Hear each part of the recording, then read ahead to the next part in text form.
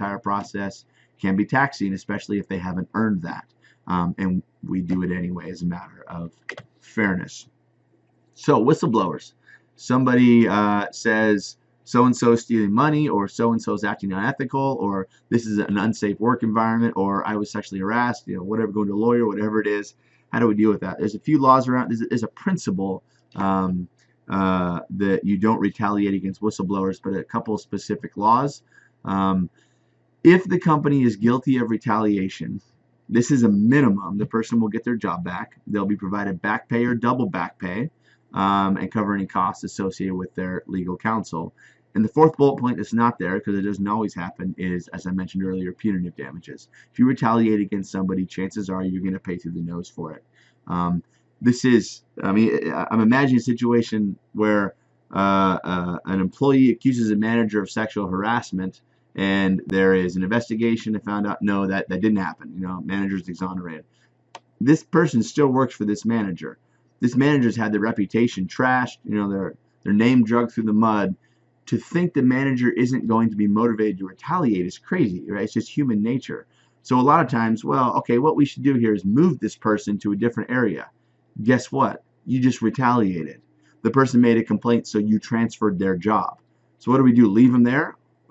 These are the tough situations, but we have to keep in mind that a manager, whoever is accused, especially if they're exonerated, they're going to want to retaliate.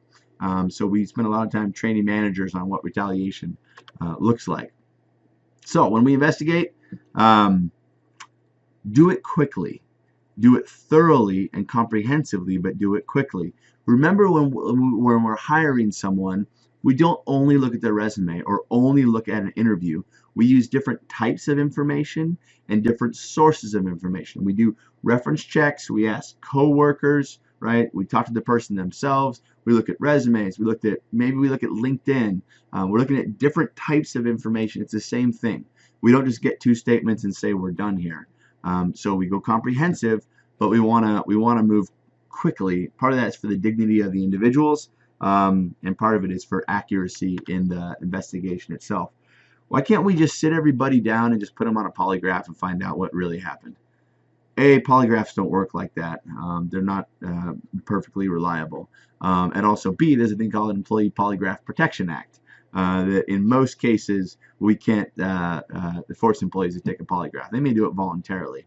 But these would be only used in extreme cases, right? Like large-scale embezzlement or crime at work, stuff like that. Just a heads up, in case you're going into like armed forces or police, stuff like that, you will have a polygraph as part of the selection process at that point. Okay, so let's talk again about drugs. Talked a little bit about it in the safety chapter, but let's hit it again here. 70% of people who use drugs illegally are employed, which is pretty incredible. So there's a lot of laws around that. So the ADA, the Americans with Disabilities Act, for instance, says that if someone is a recovering substance user or abuser, then that is a disability recognized by the ADA. So let's say I used to be addicted to cocaine. I don't do cocaine anymore, but I go to a Cocaine Anonymous group once a week on Wednesdays at 2 o'clock to go meet my sponsor and go hang out with my, I don't know the terminology, partners, whatever, people. If I do that and the company says, well, you have to be here at 2 o'clock, that's actually a disability recognized by the ADA. And going to that 1 hour meeting on Wednesday at 2 o'clock, if it can be done, that would be a reasonable accommodation. So we accommodate that. Now, if I actually go and use cocaine again, then you can fire me. I mean, that's different. Having a disability is not a defense of using illegal drugs. That's under the ADA. Drug-Free Workplace Act in 1988. This back in kind of the war on drugs years. This is the idea that if you're getting money from the federal government, you need to take actions to make sure as much as possible that your workplace is drug-free. You will create a plan and a document to do so if you'd like to have those contracts. So let's talk about marijuana really quick. In Washington State, as a professor in HR, this comes up a lot. I get phone calls that say, I failed the drug test. They didn't give me the job. It was marijuana. That's not fair because marijuana is legal. I'm going to sue them. And I think if you would have had my HR 381 class, you'd have known that you're not going to go sue them. So there are several states now and more adopting. We'll see what happens at a federal level for recreational use of marijuana, the active drugs THC. So I put this really beautiful little graph Venn diagram here, which is actually not that beautiful or useful. But let me explain this really quick. So you see the little yellow thing there. It says horrible, costly, violent, stealing, unhealthy employees. So these are people that you don't want anywhere. You don't want them around your kids. You don't want them around your family. You'll visit them in jail and bring them Starbucks and wish them well. But they're people you don't want to be around. You certainly don't want to be employing. They're expensive. They steal. They're violent, etc., etc. So am I putting a label on employees? I don't know. Maybe. I just know that I've worked with a few of them. On average, those people tend to smoke weed. Now look at all of the blue. Look at all the blue. Those are really good accountants and engineers and people that work at organizations that hold down jobs and pay their bills and pay their taxes, and they don't speed, and they always wear their seatbelt, and they don't talk on the phone while they're driving. These are like just good citizens, right? These are your neighbors. These are you, right? People that just great, productive people. My deal on hiring for my company Amazon is I want to make sure that I don't find that person. I want to make sure that I don't accidentally hire the person I want to make sure I don't hire. How do I do that? I'll test for weed. I will lose a lot of really good employees. I know that, but I'm willing to roll the dice on that to make sure that I don't get any of those other horrible employees. So people would say, yeah, I smoke weed on the weekend, but it doesn't affect me at work. Well, that's okay, but the people that it does affect at work also smoked weed on the weekends. That's how we found them, and that's why we're not going to hire you or them. So that's the first logic, okay? And that's just straight data and statistics, and we can say fair or not fair all day, but that is what it is. The second logic has to do with liability. So if I give you a drug test and you fail a drug test and I hire you, and then you go drive that FedEx truck into a bunch of kids on a playground, I knew or should have known that you could have been under the influence of marijuana. And you go, oh, well, it doesn't work like that, James. Tell that to the jury. Tell that to the parents. No, it's not going to fly. So you have not only a moral and ethical component, of course, regarding safety, but you also have a legal component now where I knew or should have known this person had, in this case, mind-altering substances, which so is caffeine, I get it, but mind-altering substances in their body, in their biology, and I let them go to work. So, case question comes up, in case you've always wondered, if it's legal in Washington, how is it that firms can still test for it and not hire you or fire you? They can have their own zero tolerance policy and they can enforce it. Okay, conducting drug tests. Here's the big here's the big idea regarding conducting drug tests. It's number one, when the test, when job consequences outweigh privacy concerns. So I'll give you like kind of my opinion. This isn't fact. So do we need to go through the Department of Psychology at my university and test every single psych professor to make sure there's no marijuana in it? Probably not, right? It probably is not going to mess up their jobs. That's not going to be a big deal. What about pilots? Yeah, we're going to test pilots and truck drivers and forklift drivers and people that operate complex lethal machinery. Or how about people that are designing and manufacturing weapons or even weapons of war? Yes, we're going to test you. Oh, but I smoked weed on Friday. I'm okay on Monday. I don't give a crap. No, the job consequences, what you do, it far outweighs your concern about, oh, stay out of my weekend organization. So that's when we do it. As a company, do we want a culture of going around and giving your analysis at random just so we can find out who the bad person is? Probably not. It's probably not what you want to do. If you're in a warehouse with a high incident rate of accidents, yes, that probably is what you want to do. So it really boils down to job consequences and also liability. Did you know or should have known, especially in the case of an accident or a problem? If somebody is tested positive, give them a second. If they say, no, I promise I didn't, it was poppy seed muffins, blah, blah, blah, whatever. Let a week go by, not at work. They stay home and let them test again. If they fail again, then they failed. Second one you can make them pay for if you like to. The first one you pay for as your organization. So employer The very bottom one has a drug program included in EAP. So there's two different kind of perspectives here. One of them is we had a rule that said no illicit drugs. We found cocaine in your system. You're fired out on the streets. Maybe, maybe that's fair. Maybe that's just. But the idea is, like, is it right? Is it right by the employee? Is it right by society?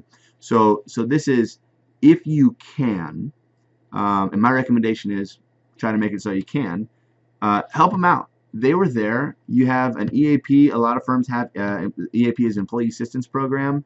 That is, no, you can't come back to work here. We're not going to pay you, but we have thrown this little bit of money off to the side called an EAP. If you go there, help you out, maybe rehab, get clean, come back, re-interview, retest.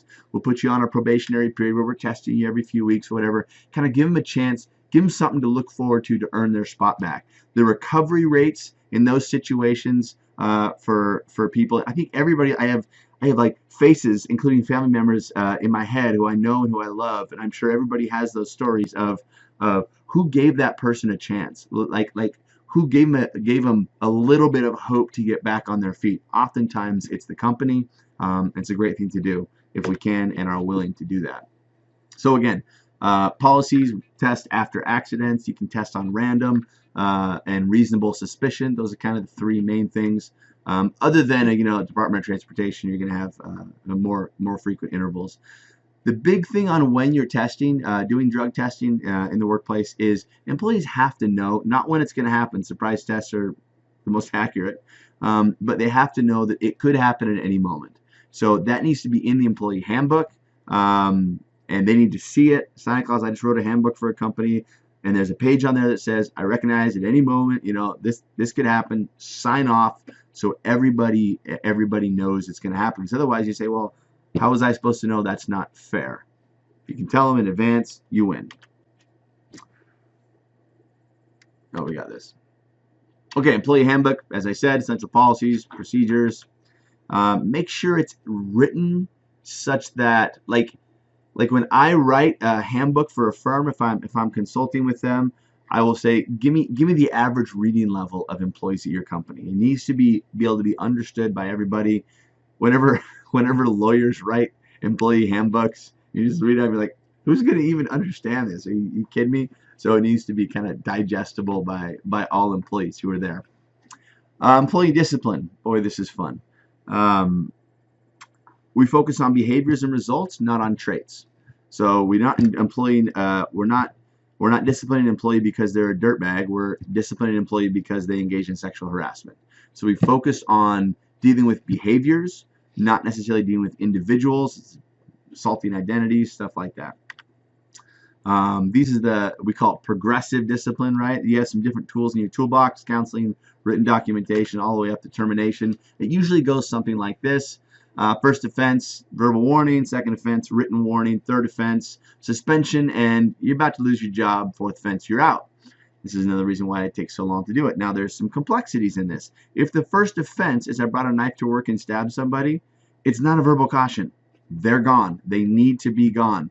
If you keep them there, that's a thing called negligent retention. It means you kept somebody that you should have fired. You don't want to do that. So it depends on the degree of whatever the offense is and the category of it. One of the extremely frustrating things for managers is when a policy is written like this, and the first offense, someone came in late. Second offense, they came in late. Third offense, they came in late. And the fourth offense was they parked in the wrong spot. They parked in disabled parking. Or they came in on time, but they shoved another employee. Okay, now we're on, let's see, the third offense for coming in late, but the first offense for shove. It's like, how many of these rules do we have to get down before we say this is ridiculous? You can actually write your policy to account for that. One of the mistakes that I think a lot of policies have is they say each type of offense we follow this process. It doesn't have to be that way. Whatever your policy is, stick to it. You say the first offense you came in late, the second offense you shoved somebody, and the third offense you punched somebody, you're gone. So they can stack if you'd like them to. All right, some challenges. At will employment. Do you have to discipline somebody? No, you don't have to discipline them. You can just fire them, although better to give them a chance, I think. And another challenge is the kind of fairness and consistency. That is, What have we done before, and are we treating the situation any different? Kind of called precedent. Fairness also has to do with the idea of just cause. This is a reasonable reaction. Third point, documentation problems. This is, we tell managers over and over, document, document, document, to the point where I had a presentation, what was she, general counsel, had a presentation by this lawyer who basically said, managers, I know we tell you to document all the time, but can you please stop documenting? Because you're creating a subpoenaable document, and what you say in that document, rather than helping, comes back to hurt. So here would be an example. A manager, we say, okay, this employee going through performance issue or behavioral issue, and you want to terminate them, you're going to need to have a paper trail that shows it's consistent, it's egregious, etc. So you get a bunch of emails from the manager that says, this is the worst employee, I can't stand them, can't wait for them to be gone. They do horrible work all the time, just unbelievable stuff, very affective, kind of passion-oriented stuff. And then the manager, of course, loses credibility in front of a judge or a jury. So do we need to document this? Yes, we have to document what the employee did, what we said, when it happened, what the consequences were, but it needs to be done like a freaking robot, not full of, I can't stand this person. It needs to be, here's the policy, here was the violation of the policy, here's when we had the conversation with the employee, here were the consequences. Okay, next piece of paper, we keep going. A big one, again, is reluctance to discipline. And this is where I think if you want to be excellent in terms of HR, we have to keep a couple things in mind. Biggest one that I've seen, I think, is, I've underlined it there. Sometimes the culture doesn't support it, guilt, time loss, etc. It's a hassle to discipline employees. That's true. But we get this idea that HR people, so let's say I've got 30 managers that I support, and each of them have 15 employees. Let's just go with that. Those managers work with those employees often for year after year after year, certainly month after month. Families know each other, they've shared inside jokes together, etc. And now we're to a point where there's going to be discipline. It costs me as an HR person, it costs me nothing to say, here's the plan, go have the conversation with the employee as their direct manager, I'll be there if you want me to, and the consequence, the next one is suspension, and after that is termination, and they need to know that. And my manager hangs his or her head low and walks out of my office sad. Why? Because it's going to cost them something. Not just time and reputation, it's going to cost them a relationship. I can't sit down with a friend and say, if you don't do better at your job, I'm going to fire you, and then be like, next year, oh yeah, we're all just hanging out together playing a baseball, softball game. No, we're not. It's different. So it doesn't mean don't do it. We have to do it. But as an HR person, I think that's where we engage and go like, how do we support you? Is there a way we can make this better where it doesn't, hurt the relationship so much, but we can stick to what needs to be done in terms of the organizational objectives. Finally, if it ends up going down this route in termination, you fire someone, do it quickly. Don't let someone languish in the job, but don't do it so quickly that you overlook important details. You want to state it clearly in front of when you sit down with them. You don't sit down and go, well, it kind of looks like we might be moving toward, looking for new opportunities. No. You're fired. It's effective on Friday, or we're ending or you're going to resign, or whatever you want to call it. But like we're done here, effective this day. Here are your benefits. Here's some paperwork on the way out the door, etc. Got to be quick, because otherwise you get pushed back and it turns into an argument. Never bring up anything new, like you're terminated for this and this and this reason. And the employee's like, what are you talking about? It's only been one thing. What were those other two? And then you start from scratch. Make it clear. Don't bring up anything new. If you want, sometimes we'll do a separation agreement. This is in exchange for severance pay. You're going to basically sign this paper. It's a waiver of a right to sue. And the employee will say, well, what would I sue for? Probably, hopefully nothing. But just in case you try to come up with something, you're going to sign this paper if you want this severance package. So, fun stuff. In some ways, like partnering with managers and helping employees who've had a setback and can move through it, but inevitably terminations happen, and I don't know any people that take great joy in them. They're not fun, but they are part of the business and occasionally need to be done.